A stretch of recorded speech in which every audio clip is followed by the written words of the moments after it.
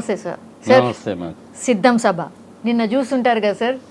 Sir అది last సభ, సిద్ధం సభకు సంబంధించి లాస్ట్ సభ. ఎట్లా అనిపించింది సార్? అన్ని వాళ్ళు చెప్తున్నారు లాస్ట్ సభ అని. అది లాస్ట్ సభ కాదట. నాకు తెలిసిన ఇన్ఫర్మేషన్ ప్రకారం సార్ మోస్ట్ ప్రాబబ్లీ పల్నాడు ఏరియాలో మాచర్లలోనూ గురజాలలోనూ లాస్ట్ సభ పెడతారట. ఎప్పటికప్పుడే లాస్ట్ సభ అంటూ ఉంటారు. ఇది లాస్ట్ సభ ఏం కాదు. అయితే ఏంటంటే అంతమంది జనాల్ని సమీకరించడం అంటే చాలా ఖర్చుతో కూడినటువంటి పని.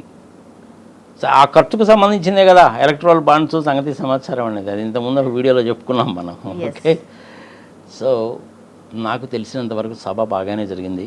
నిన్న నేను కూడాను A to Z అంతా కూడా విన్నాను. కొంచెం లైన్ కూడా చేంజ్ చేశాడు జగన్మోహన్ రెడ్డి. సిద్ధం సిద్ధం, మీరు సిద్ధమేనా, మీరు సిద్ధమేనా అని చెప్పి నిన్న మొన్నటి దాకా అడిగాడు ఆయన. ఇప్పుడు దానికి కొంచెం హ్యాష్ ట్యాగ్ అనేటువంటిది కొంచెము చేంజ్ చేశాడనమాట. అది ఓకే, కొత్త రకమైనటువంటి ఫ్లెక్సీలు అవి కూడా డిజైన్ చేశారు, రాష్ట్ర వ్యాప్తంగా పెట్టారు, బాగానే ఉంది. సరే, వేరే టీవీ ఛానల్స్లో వాళ్ళు ఏదో చెప్తూ ఉంటారు, కుర్చీలు ఖాళీగా ఉన్నాయి, అది ఇది మంచినీళ్ళు దొరకలేదంట, ట్రాఫిక్ జాములు అయిపోయినాయంట. అమ్మో అయ్యి అసలు ఏంది అసలు మా పీక నొక్కేశారు, అది ఇది అనేసి అనుకుంటారు. All damn dirty bloody idiotic stuff తీసాయి. దేశంలో ఏ పొలిటికల్ పార్టీ అయినా పెట్టుకోవచ్చు, పాదయాత్రలు చేయవచ్చు, మీటింగులు పెట్టుకోవచ్చు. కానీ ఇలాంటి మీటింగ్స్ ఇవి పెట్టుకున్నప్పుడు ఏంటంటే ముందే అన్ని రకాలైనటువంటి జాగ్రత్తలు తీసుకోవాలి. ఆ జిల్లాలో ఉండేటువంటి ఎస్పీ దగ్గర పర్మిషను తీసుకోవాలి. మీరు ఏ రోజు పెడుతున్నారు, ఎక్కడ పెడుతున్నారు, అప్రాక్సిమేట్లీ ఎంతమంది వస్తారనేటువంటిది చెప్పాలి. దాన్ని బట్టి వాళ్ళు సెక్యూరిటీ అరేంజ్మెంట్స్ అన్నీ చేస్తారు. దానికోసం అని చెప్పి జీవో1 కూడా ఇష్యూ చేశారు. ఆ జీవో1 ఏంది, అన్యాయము, అక్రమము, ఆ పీకను ఒక్కేశారని చెప్పి అదే మన ప్రశాంతి అత్త బాబు ఉన్నాడు కదా చెప్పాడు. దాన్ని హైకోర్టు వాళ్ళు కూడా కొట్టి అవతల వారేశారు. తీసేరా బాబు అన్నారు, తీసేశారు పక్కకి. ఎవరైనా పెట్టుకోవచ్చు, చంద్రబాబు నాయుడు పెట్టుకోవచ్చు, బీజేపీ వాళ్ళు పెట్టుకోవచ్చు, పవన్ కళ్యాణ్ అయితే ఇంకా రెచ్చిపోయి మాట్లాడతాడు, మనం చూసినటువంటిది. ఓకే, సో చక్కగానే జరిగింది. ఐ థింక్ ఇంచుమించుగా 10 లక్షల మంది దాకా వచ్చినట్టున్నారు. ఆయన చెప్పదలుచుకున్నదంతా కూడా చెప్పాడు, ఏమి చేశారు అనేటువంటిది చెప్పాడు. నేను ఇప్పటివరకు let me tell you very frankly, ఎందుకంటే నాకు ఏ పార్టీతోటి సంబంధం లేదు.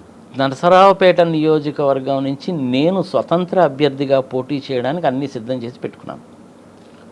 సో నాకు ఈ పార్టీని గురించి ఆ పార్టీని గురించి సంబంధం లేదు. నిలబడేవాడిని నేను గెలవాలని అనుకుంటాను కదా, ప్రజలే తెలియాలి కాబట్టి చెప్తున్నాను. అది దానికి సంబంధించినటువంటి పాంప్లెట్ కూడా ప్రింట్ చేయించాను. అందులో నేను చెప్పదలుచుకున్నవన్నీ చెప్పాను. పెట్రోలు డీజిల్ మీద రేట్లు తగ్గించాలి, రహదారుల్ని 4 లేన్ల రహదారులు చేయాలి, నాగార్జున సాగర్లో 40 అడుగులు పేరుకుపోయిన పుడిగ తీయాలి, కెనాల్స్లో ములిచిపోయినటువంటి గడ్డిని తీసేయాలి. ఇంకా విద్యాలయాల్ని చాలా వరకు బాగు చేశారు, హాస్పిటల్స్ కూడా బాగాయినాయి కాబట్టి ఇంకా కొంచెం చేయాలి. మాచర్ల నుంచి మహబూబ్ నగర్కి రైల్వే లైన్ వేయాలి. 10 సంవత్సరాల పాటు పన్ను రాయితీలు అడగాలి. ఇది కూడా చెప్పాను. ఇట్లా నేను చెప్పదలుచుకునేది క్లియర్గా చెప్పాను. కాబట్టి ఎక్కడ ఎవరు సభలు పెట్టుకున్నా కానీ నాకేం పెద్ద సంబంధం ఉండదు. But to be on the safe side, నిష్పక్షపాతంగా కనుక చెప్పాలి అంటే నిన్న జగన్మోహన్ రెడ్డి గారు పెట్టినటువంటి సభ మటుకు it's grand success, no doubt about that. అది విజువల్ డ్రోన్స్లో చూసినా, మామూలుగా చూసినా, నాకు తెలిసిన చాలామందిని అడిగితే కూడా వాళ్ళు చెప్పినటువంటి సమాచారం అదే. ఆ నేషనల్ హైవే మీద ట్రాఫిక్ని కూడా డైవర్ట్ చేశారు. ఎప్పుడు కూడా ఎలా ఉండాలంటే ఆల్టర్నేటివ్ మార్గాలు అనేటువంటివి ఉండాలమ్మా. ఇప్పుడు విజయవాడ దగ్గర నుంచి ఒంగోలు వరకు మధ్యలో ఉండేటువంటి ఆ 110 కిలోమీటర్లు 130 కిలోమీటర్లో ఏదైనా జరగకూడదు కనుక జరిగి ట్రాఫిక్ జామ్స్ కనుక అయితే వేరే రూట్ ఏదైనా ఒకటి ఉండాలి కదా. అందుకనే కొత్త రూట్స్ని ఎప్పుడు కూడా డెవలప్ చేయాలి, అది మ్యాండేటరీ. అది ఇప్పుడు మనం ఆ పని చేస్తున్నాం అన్నమాట. మామూలు హైవేస్ చేస్తున్నాము, యాక్సిస్ కంట్రోల్డ్ ఎక్స్ప్రెస్ హైవేస్ చేస్తున్నాము, ఇలాంటివన్నీ చేస్తున్నాం అన్నమాట.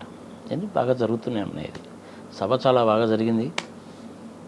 చేసిన కార్యక్రమాలు ఏంటో చెప్పాడు, పరిశ్రమలు ఏమొచ్చాయి, ఎడ్యుకేషన్ ఎలా చేశారు, ఆరోగ్య సంగతి ఎలా ఉంది, గిట్టుబాటు ధరకు సంబంధించిన వ్యవహారం చెప్పాడు, ఇచ్చినటువంటి పథకాలను గురించి చెప్పాడు. ఈ పథకాలు ఎవరు అధికారంలోకి వచ్చినా తీసివేసేటువంటి క్వశ్చనే లేదని చెప్పాడు. అపోజిషన్ పార్టీస్ మీద ఏదో 1-2 మాటలు మాట్లాడాలి కాబట్టి మాట్లాడారు. పెద్ద సీరియస్గా పట్టించుకోవాల్సినటువంటి పని లేదు. ఈ పథకాలకే ఇంచుమించుగా 54,000 కోట్ల రూపాయలు ఖర్చు అవుతుంది. మాకు చంద్రబాబు నాయుడు గారు చెప్పిన పథకాలు కనుక ఇంప్లిమెంట్ చేయాలంటే ఇంకొక 80,000 కోట్ల రూపాయలు ఖర్చు అవుతుంది. ఈ 54 ఆ 80 కనుక కలిపితే 1,40,000 కోట్ల రూపాయలు అనేటువంటిది ఖర్చు అవుతుంది. ఇది ఎలా కుదురుతుంది అన్న సంగతి విఘ్నత మీకే వదిలేస్తున్నానని చెప్పాడు ఆయన. నిజంగా that is not possible. Okay, ఒక పక్క 54,000 రూపాయలమైన పథకాలు ఇస్తేనే వామ్మో వాయ్యో అసలు అంతా రాష్ట్రం అంతా అప్పుల పాలైపోయింది, శ్రీలంకలో అయిపోయింది, పాకిస్తాన్లో అయిపోయింది, 10 లక్షల కోట్లు అప్పు అయిపోయింది అని చెప్పి దిక్కుమాలిన ప్రచారాలు చేశారు, పచ్చి అబద్ధాలు చెప్పారు. నిర్మలా సీతారామన్ ఫైనాన్స్ మినిస్టర్గా ఉన్నటువంటి ఆమె 4,42,444 కోట్లు ఆంధ్రప్రదేశ్ అప్పు అని చెప్పిన తర్వాత కూడా పురంధరేశ్వరి 10 లక్షల కోట్లు అంటదే. సరే, ఇట్లాంటి అబద్ధాలని చాలా చెప్పారు, ప్రజలు నమ్మడం అనేది మానేశారు. 1,00,000 కోట్లు 1,00,000 కోట్లు 1,00,000 కోట్లు అని చెప్పి అదే పనిగా జగన్మోహన్ రెడ్డిని అమ్మనాభూతులు తిట్టారు. కాదు 1,500 కోట్లు అని జేడీ లక్ష్మీనారాయణ గారు చెప్పిన తర్వాత మానేశారు. పరిశ్రమలు రాలేదు, కియా కియా కియా కియా అని కాకి గోల చేశారు. అది కూడా తప్పేనటువంటి సంగతి తర్వాత పెద్ద లిస్టే పబ్లిష్ చేశారు. ఇంతకాలం వైఎస్ఆర్సీపీ వాళ్ళు చేసినటువంటి బిగ్గెస్ట్ బ్లండర్ ఏందయ్యా అంటే చేసినటువంటి పనులు చెప్పుకోవడం అనేది వాళ్ళకి చేత కాలేదు. మాలాంటి వాళ్ళని టీవీలోకి వచ్చి చెప్తానే ఉంటాం. జపాన్ నుంచి ఎకోమా అనేటువంటి కంపెనీ వాళ్ళు టైర్ల కంపెనీ పెట్టారా బాబు, 1,600 కోట్ల ఇన్వెస్ట్మెంటు, 2,500 మందికి ఉద్యోగాలు వస్తాయి. శ్రీ సిమెంట్ వాళ్ళు cash rich company, debt free company, beautiful company, ఇది చాలా చక్కటి కంపెనీ, 2,500 కోట్ల రూపాయలతోటి సిమెంట్ ప్లాంట్ పెడుతున్నారా బాబు అని చెప్పాం. ఇట్లా మేము చెప్తున్నాం. 700 కోట్ల రూపాయల ఉద్దానం సంగతి చూడండి అని చెప్తున్నాం.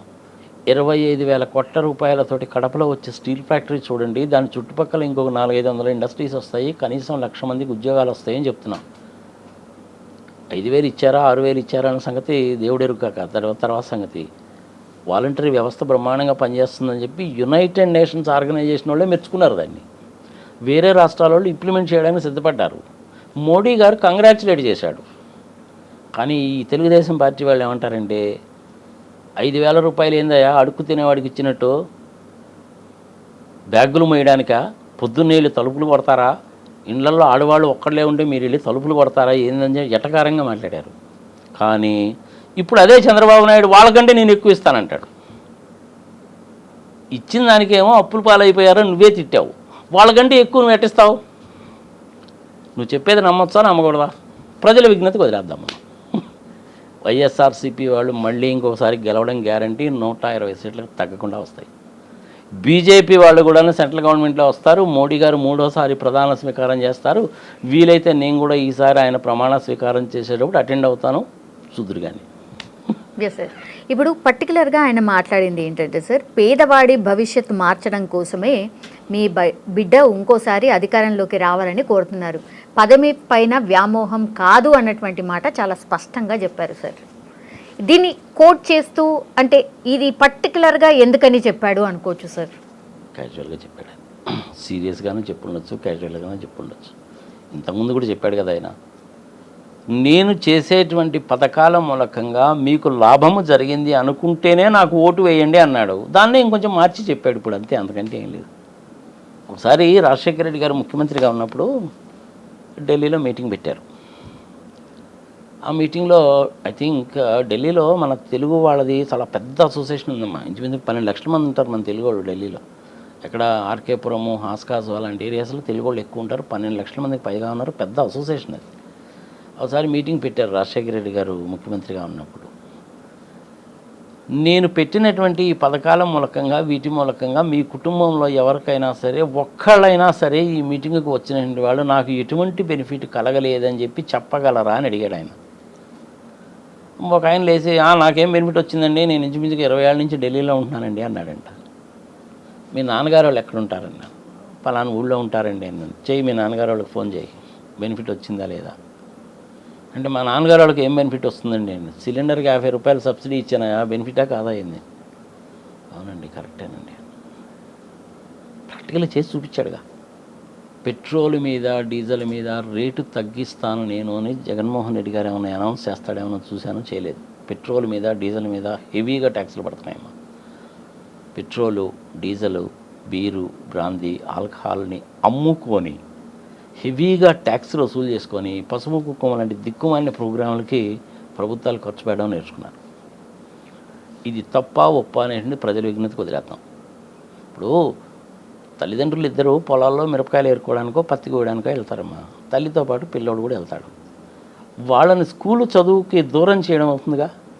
దాన్ని కట్టడి చేయడానికని 13,500 రూపాయలు ఇస్తానమ్మా నీకు, నీ పిల్లోని స్కూల్కి పంపించుకో అన్నారు. పిల్లోని స్కూల్కి పంపించుకో, తిండి పెడతాము, బట్టలు ఇస్తాము, పుస్తకాలు ఇస్తాము, షూస్ ఇస్తాము, సాక్సులు ఇస్తాము, అన్నీ ఇస్తాము, నీ పిల్లోని చదివించుకోమా అన్నాడు. మంచిదేగా. రేపు వేరే వాళ్ళు వస్తే ఈ ప్రోగ్రాంలో అయితే తీసేయడానికి వీల్లేదుగా. మరి ఇంకా ఎక్స్ట్రా ఇస్తానంటే ఇంకా అప్పులు పాలైపోద్దిగా. ఫీజు రీయింబర్స్మెంటు మంచి ప్రోగ్రామే కదా. ఆరోగ్యశ్రీ మంచి ప్రోగ్రామే కదా. దీవెన మంచి ప్రోగ్రామే కదా. 36 లక్షలు 37 లక్షలకు ఇళ్ల పట్టాలు మంచి ప్రోగ్రామే కదా. అవునా. Visakhapatnam is the right place for the capital of Andhra Pradesh. ఈ సంగతి కూడా నేను 2 ఏళ్ల నుంచి చెప్తానే ఉన్నాను. చంద్రబాబు నాయుడు గారు ఆయన జీవితంలో చేసినటువంటి 4 బిగ్గెస్ట్ బ్లండర్స్ ఏవి అంటే, ఎన్టీ రామారావుని వెన్నుపోటు పొడిచి పదవి తీసేసుకోవడం, పాయింట్ నెంబర్ 1. ప్రత్యేక హోదాను వదులుకొని ప్యాకేజీకి కక్కుర్తిపడడం, పాయింట్ నెంబర్ 2. అమరావతిని నెత్తినెత్తుకోవడం, పాయింట్ నెంబర్ 3. పోలవరాన్ని కేంద్ర ప్రభుత్వం వాళ్ళు శుభ్రంగా కట్టి రంగులేసి హ్యాండ్ ఓవర్ చేయాలి మనకి చట్ట ప్రకారం. ఈయన దాన్ని నెత్తికెత్తుకోవడం, పాయింట్ నెంబర్ 4. ప్రజల విజ్ఞతకు వదిలేద్దాం. 20,000 ఎకరాల ఫారెస్ట్ ల్యాండ్ అన్న అసైన్మెంట్ ల్యాండ్ ఉంటే ఆ ల్యాండ్లో క్యాపిటల్ కట్టుకోవాలి. కానీ ఎవరన్నా 33,000 ఎకరాలు తీసుకొని కట్టుకుంటారమ్మా? బుర్రా బుద్ధి ఉన్నాడు ఎవడన్నా చేస్తాడా? పైగా జగన్మోహన్ రెడ్డిని తిడతారు. I'm sorry to say this. ఆయన ఆ రోజు అసెంబ్లీలో ఏం చెప్పాడు అంటే, 30,000 ఎకరాల ప్రభుత్వ భూమి ఎక్కడుందో వెతికి 1, 2, 3, 4 ఫేసెస్లో చిన్నగా క్యాపిటల్ చక్కగా అందంగా కట్టుకుందాము అని చెప్పాడు. వీళ్ళు ఏం చేశారంటే 30,000 ఎకరాలు అనే పదం తీసుకున్నారు, ప్రభుత్వ భూమి అనే పదం తీసేశారు. నువ్వు ఒప్పుకున్నావు ఆయన మీద పడిపోతారు. ఆ క్లిప్పింగ్ చూస్తే తెలుస్తుంది ఒకసారి. కరెక్ట్గా ఎప్పుడైతే 3 రాజధానులు అని చెప్పి ఆయన అనౌన్స్ చేశాడో, అనౌన్స్ చేసినటువంటి రోజు అంటే ఇప్పుడు 18వ తారీఖు డిసెంబరు ఐ థింక్ 2019 అనుకుంటాను, if I remember correctly. Same day నేను వీడియో చూస్తే, ఆ వీడియో ఇప్పటికి కూడా చూస్తున్నారమ్మా, 18 లక్షల మంది చూశారు ఇప్పటివరకు. వెరీ బ్యాడ్ సెలక్షన్ అనమాట అది. 3 పంటలు పండి పంట భూములు ఏమన్నా నాశనం చేసి క్యాపిటల్ కడతారమ్మా? క్యాపిటల్ అనేది ఎక్కడ కొట్టుకోవాలి? కొత్తగా ఏర్పడిన రాష్ట్రం మంచి అవకాశం వచ్చింది, ఎక్కడ కొట్టుకోవాలి? Donakonda is the right place. కట్టలేదు. వైజాగ్ అనేటువంటిది పెద్ద క్యాపిటల్. ఒక క్యాపిటల్ కనుకుంటే ఏమవుతుందంటే ప్రజలు వస్తారు. మనకి ఇప్పుడు హైదరాబాద్ ఉందమ్మా, అది మహబూబ్ నగర్ నుంచి కానీ, అనంతపూర్ నుంచి కానీ, కడప నుంచి కానీ, శ్రీకాకుళం నుంచి కానీ, విజయనగరం నుంచి కానీ హైదరాబాద్ వస్తారు. ఎవరు? 5వ క్లాసు 6వ క్లాసు చదువుకున్నటువంటి వాళ్ళు, అక్కడ వాళ్ళకి వ్యవసాయ భూమి లేక వ్యవసాయ కూలీలుగా పనిచేసుకునేటువంటి వాళ్ళు వస్తారు. వాళ్ళందరూ కూడా హైదరాబాద్ అపార్ట్మెంట్స్లో వాచ్మెన్గా పనిచేస్తారు. పెద్ద నగరం కాబట్టేగా. విశాఖపట్నాన్ని ఒక 20 సంవత్సరాల్లో నువ్వు అలా 70 లక్షల పాపులేషన్ ఉన్న నగరంగా కనుక చేయాలి అంటే ఫస్ట్ క్యాపిటల్ అక్కడ పెడితే అది 20 సంవత్సరాల్లో డెవలప్ అవుతుంది. అప్పుడు అది ప్రజల్ని తీసుకొస్తుంది. అప్పుడు నీకు అన్నీ వస్తాయి. హైదరాబాద్ లాంటి సిటీ తయారవుతుంది. రెడ్డి గారు వచ్చారు మొదలుపెట్టారు అన్నట్టు 33,000 ఎకరాలు తీసుకొని ఇంకొక 23,000 ఎకరాలు కనుపుకొని, పైగా జనాలందరూ దాన్ని మాకు దానం చేశారండి అని అబద్ధాలు చెప్పి, అదొక పెద్ద కేసు. ఇప్పుడు సుప్రీంకోర్టులో ఉంది. ఇప్పుడు అది కేసు. అది సుప్రీంకోర్టులో బాగా పళ్ళు రాలిపోయేటట్టు అడిగారు. 6 నెలల లోపల కట్టేయాలి అని అంటున్నారే. మనం ఏమన్నా ఆర్కిటెక్ట్స్మా, ఇంజనీర్స్మా, జియాలజిస్టులమా, ఆర్కియాలజిస్టులమా? ఏం తెలుసని మనం జడ్జిమెంట్ ఇస్తాం 6 నెలల లోపల కట్టేయమని? సుప్రీంకోర్టులో చెప్పిన మాట మీద నేను చెప్తున్న మాట కాదు. ఆయన కొడుకేమో ఇంగ్లీష్ మీడియంలో చదువుకుంటాడు, హార్వర్డ్లో చదువుకుంటాడు, చంద్రబాబు నాయుడు కొడుకు. మీ పిల్లలు నా పిల్లల మటుకు గవర్నమెంట్ స్కూల్లో తెలుగు మీడియంలో చదువుకోవాలంట. న్యాయమా ధర్మమా? ప్రజల విజ్ఞతకు వదిలేద్దాం. ఒకప్పుడు మనకి ఫ్యామిలీ డాక్టర్ కాన్సెప్ట్ ఉండేదమ్మా. ఈ ఫ్యామిలీ డాక్టర్ అనే కాన్సెప్ట్ పోయి కార్పొరేట్ హాస్పిటల్ కాన్సెప్ట్ వచ్చింది. ఇప్పుడు జగన్మోహన్ రెడ్డి గారు మళ్ళీ ఫ్యామిలీ కాన్సెప్ట్ తీసుకొచ్చారు. That is a very good thing. మా నాన్నగారు కూడా డాక్టరేనమ్మా. 1937లో కీల్పాక్ మెడికల్ కాలేజీలో డాక్టర్గా చదివాడు. మా కుటుంబంలో చాలామంది రాజకీయాల్లో ఉన్నారు. 1952వ సంవత్సరంలో పలనాడు నియోజకవర్గానికి సంబంధించి కోలా సుబ్బారెడ్డి గారు కానీ మా మామయ్య, ఆయన మెడ్రాస్ అసెంబ్లీలో కూర్చున్నాడు. అప్పుడు ఆంధ్రప్రదేశ్ ఇంకా విడిపోలా, మెడ్రాస్ నుంచి విడిపోలా. అన్ని సంవత్సరాల నుంచి మాకు రాజకీయ అనుభవం ఉంది. మాకు లేక కాదు. ఈ చంద్రబాబు నాయుడు అన్న ఆయన పక్కన ఉండే తొట్టి గ్యాంగ్ అంతా కూడా పచ్చి అబద్ధాలు చెప్తుంటారు. ఇవన్నీ జనాలు నమ్మకండి. నేను కూడా ఈసారి నర్సరావుపేట నుంచి ఇండిపెండెంట్ అభ్యర్థిగా పోటీ చేస్తున్నాను. నేను ఎవరికి డబ్బులు ఇచ్చి ఓట్లు కొనను, మందు బాటిల్ ఇవ్వను. దయచేసి ఆశపడకు. ఇష్టమైతే ఓట్లు వేయండి, కష్టమైతే మానేయండి. నా ఎజెండా ఏందో చెప్పాను. డేట్స్ ఎప్పుడు డిక్లేర్ చేస్తారని వెయిట్ చేస్తున్నాను నేను. అది ఇంకో వీడియోలో చెప్దాం. Thank you sir. రైట్.